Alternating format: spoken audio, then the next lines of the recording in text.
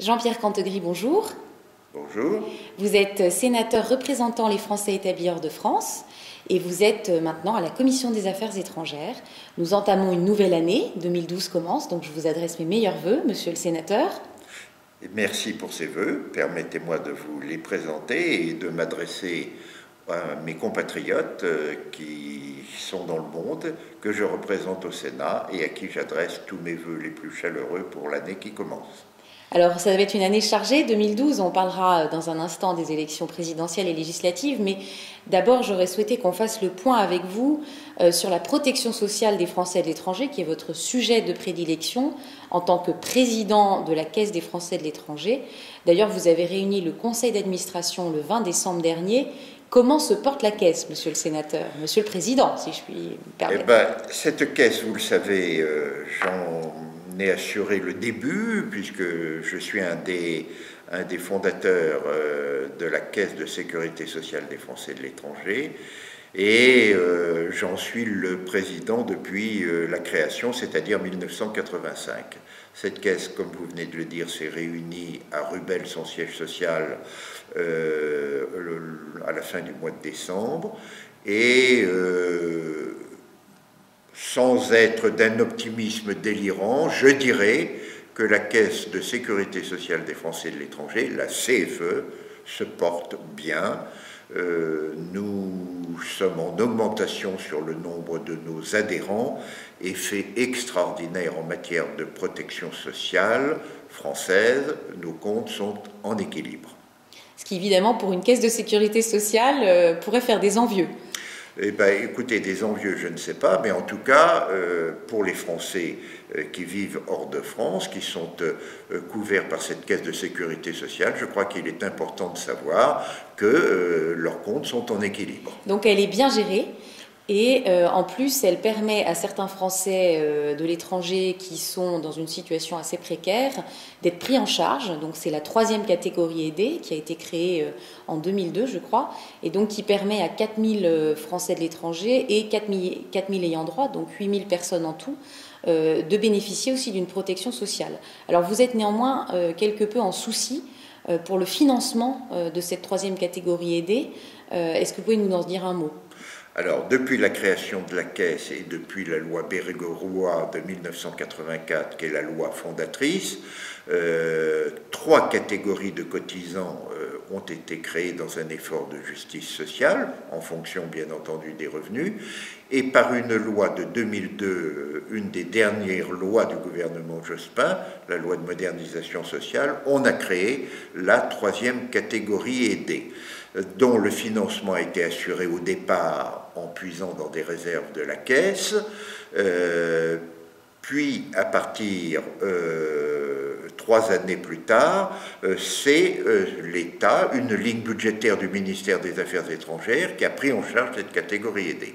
Et nous avons des inquiétudes maintenant sur ce financement de cette 3e catégorie aidée, et actuellement les prévisions budgétaires ne sont qu'à peu près d'un quart du total de la dépense, qui est de l'ordre de 2 500 000 €, et autrement dit, pour être clair, dans les difficultés budgétaires actuelles, on transmet le bébé à la Caisse des Français de l'étranger qui va devoir puiser sur ses réserves pour financer cette 3e catégorie aidée. Alors néanmoins, est-ce que vous serez en mesure de le faire et est-ce que ça mettrait en péril l'équilibre de la Caisse ? Alors, oui, nous allons, bien entendu, nous allons y arriver, mais je dois vous dire que d'abord, c'était une loi qui était prévue avec un financement et que c'est pas très agréable de se retrouver dans cette situation. Non, ça ne mettra pas en péril les finances de la Caisse, mais c'est quelque chose qui n'était pas prévu et qui n'est pas souhaitable. D'accord. Bon, donc pour la 3e catégorie aidée, néanmoins, on peut être rassuré. La protection sociale des plus démunis de nos compatriotes à l'étranger sera assurée. Vous avez une autre inquiétude concernant l'assurance vieillesse, puisque un dispositif est prévu aussi via la CFE, en partenariat avec la CNAV, pour assurer à nos compatriotes à l'étranger une retraite. Alors, de quelle nature est cette inquiétude, Monsieur le Président? Alors d'abord, la Caisse des Français de l'étranger n'est pas une caisse de retraite.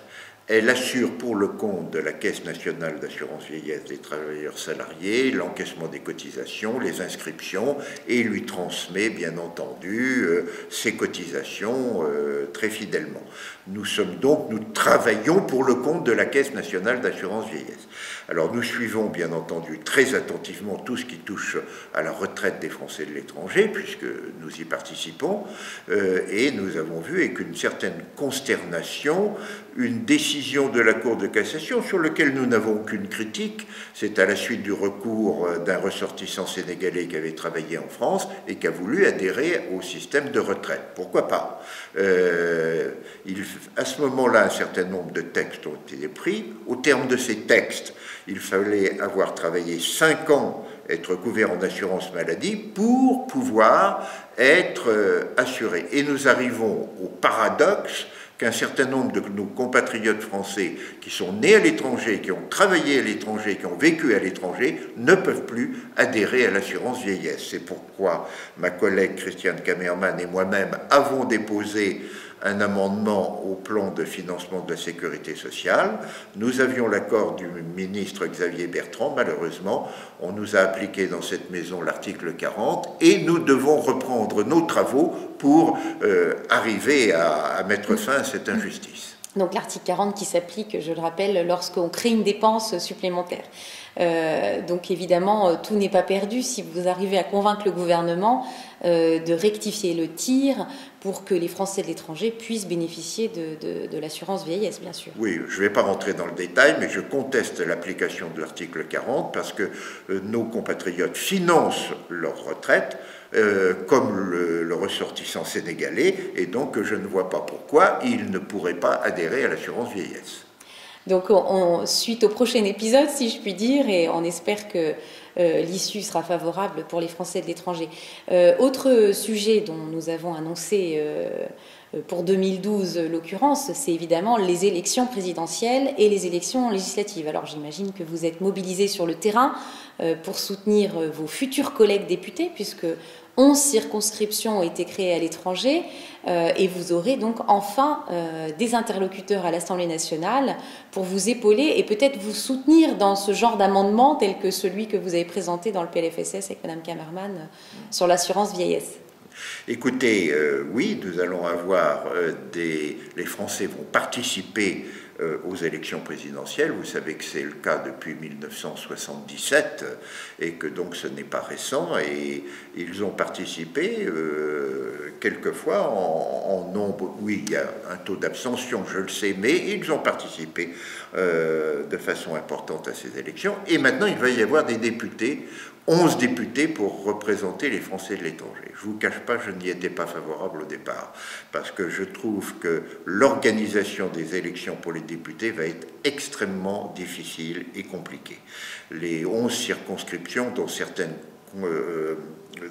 dépendent de 49 pays, je me demande comment mes collègues, futurs collègues de l'Assemblée nationale, vont pouvoir faire campagne. Hein. Et rencontrer tout le monde. Maintenant, les choses étant ce qu'elles sont, comme a dit le général de Gaulle, il y a des députés des Français de l'étranger. Donc nous allons veiller à ce que... Il y en aura en juin 2012. En juin 2012. Et nous allons voir comment nous pouvons, les choses peuvent s'organiser malgré ces difficultés compte tenu du nombre de pays qui est couvert dans certaines circonstances. Alors en tout cas, on peut se réjouir que ça ait créé une dynamique en termes d'inscription électorale, puisque je crois qu'on a dépassé le million d'inscrits. Donc les 2 millions de Français, un peu plus peut-être, qui se sont installés à l'étranger, vont être très impliqués dans ces élections. Et donc j'imagine qu'ils seront aussi très attentifs aux mesures qui seront prises à leur égard dans les programmes des candidats, enfin en tout cas dans les mesures qui seront prévues pour eux dans les programmes des candidats. Alors quel est votre souhait en ce qui concerne le candidat que vous soutenez à la présidentielle? Quelles mesures vous lui suggérez de soutenir dans son programme? Bien entendu, vous connaissez les grands sujets qui mobilisent nos compatriotes, c'est leur sécurité. Il faut que donc le candidat les candidats à la présidence de la République et celui qui sera élu soient très attentifs à la sécurité dans certaines parties du monde de nos compatriotes. Et puis après, il y a la vie quotidienne. La vie quotidienne, c'est l'enseignement pour leurs enfants. Donc tout notre réseau scolaire, vous savez que les choses ne sont pas commodes. Il y a une polémique en ce qui concerne le financement du coût de cet enseignement français à l'étranger. Il y a la protection sociale dont je vous ai parlé il y a un instant, et puis il y a notre rayonnement économique et culturel auquel nous devons faire face. Vous imaginez donc que les sujets sont nombreux et que nous aurons beaucoup à faire. Alors nous suivrons tout ça avec grand intérêt. Merci, monsieur le sénateur. Mais je vous en prie, merci.